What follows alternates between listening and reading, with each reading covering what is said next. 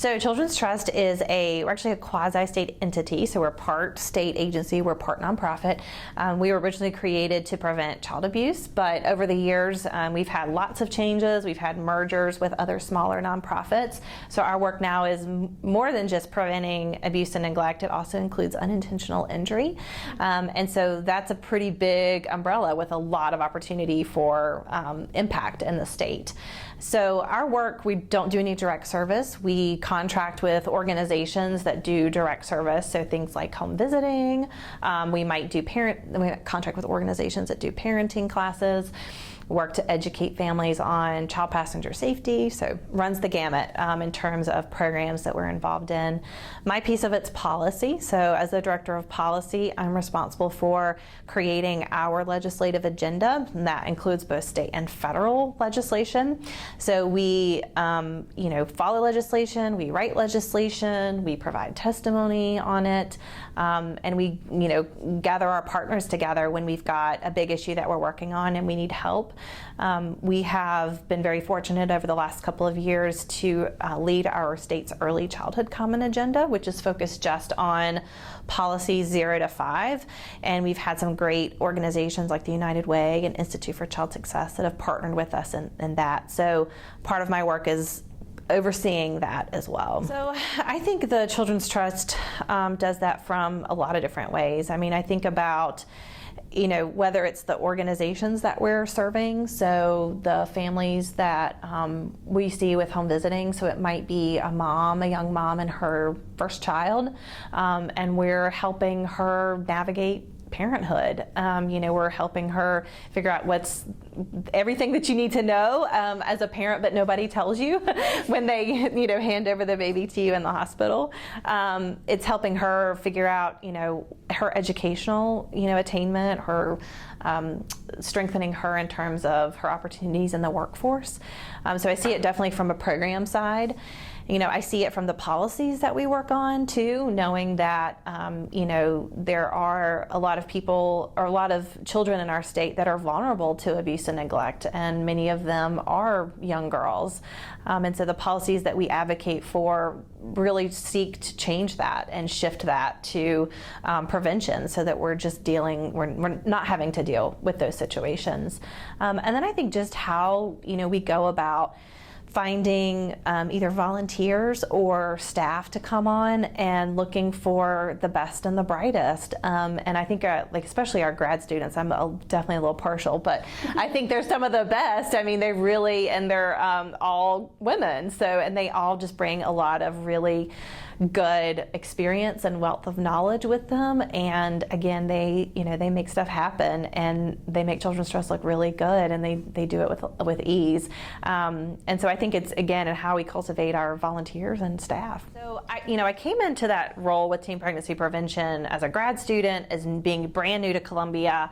I can remember driving from Baptist to, it must have been off of Millwood, and I was like, Columbia's huge. And that was however many 10 blocks or something.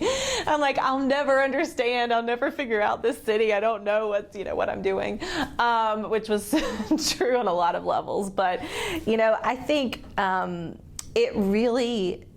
a lot of mistakes that get made, and I don't see this very often, luckily, but I think there are a lot of mistakes that get made when people go into a community with assumptions, and unfortunately it does happen, and I don't see it very often, which maybe means it doesn't happen, at least in my sphere, but again, I know that it does.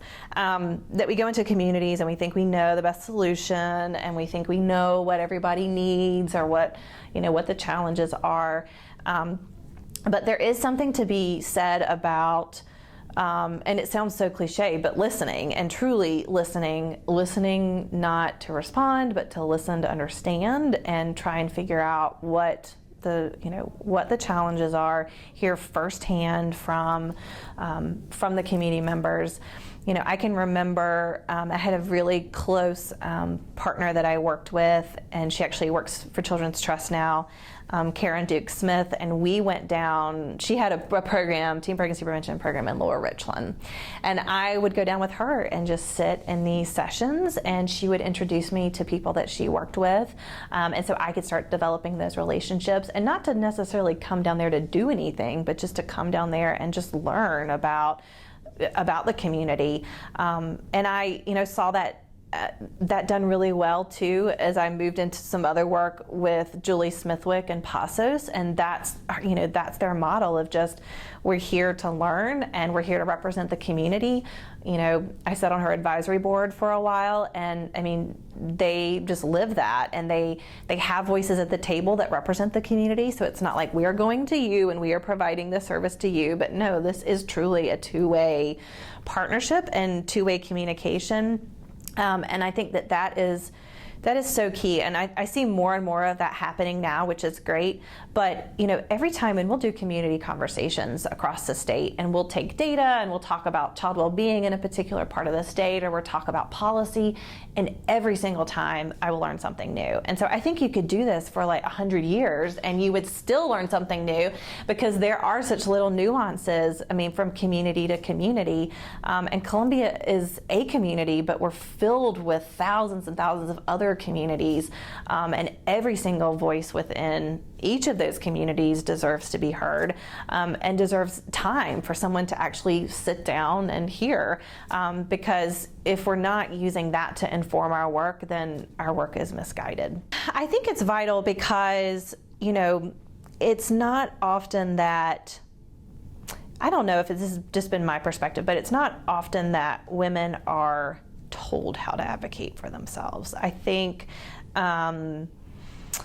that from a very young age, and I see this with my daughter, is that again, there are expectations within our society that, again, agree or disagree, everybody may feel differently, but we have had a history of raising girls a certain way in our culture, and the role of women has really changed drastically in the last 50 years. I think about what I do compared to what my mom did, compared to what my grandmother did.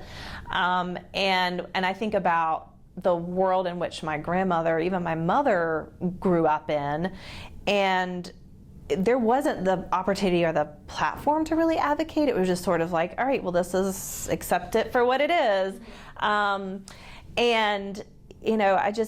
That's just been the nature of it. And so I think that there's still a lot of that. I still think that, we have these expectations about what girls should and should not be doing, what they can and cannot be doing.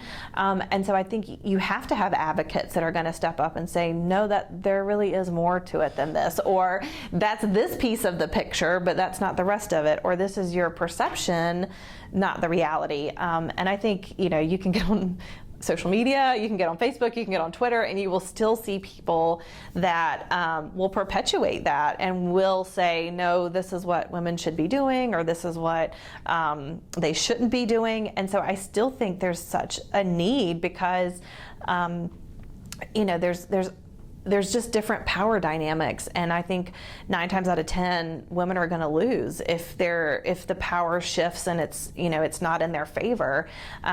Again, there's a historical precedent for it, right? We continue to see that happening, and so there continues to be a need to advocate on behalf of women and children, and I think that we're doing a better job.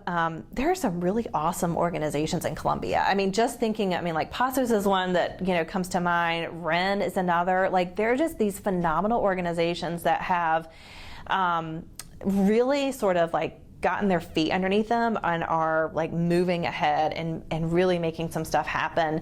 And I'm so excited to see that. Like, I just feel like that is what's been missing. Like, that is what we've been needing. Like, there have been people, and don't get me wrong, that we still do our own little advocacy stuff here or there, but when you're a part of a movement and a force that really, pushes ahead on behalf of women and children, you can't really reckon with that, right? It's like that's a different level. And I think people don't expect that. People sort of expect, like, okay, you're just going to do what you're going to do, and we'll just, deal with you later. But I think to see organizations that are like, no, we're not going to do that, and actually we have a different idea about what we're going to do, and here's how we're going to go about doing that. That's really refreshing to me, because I didn't really sense that when I first came to Columbia. I mean, I'm sure they were there, and there were organizations that were making that happen, but I feel that now, just within the last year, that is happening in a way that it's never happened before.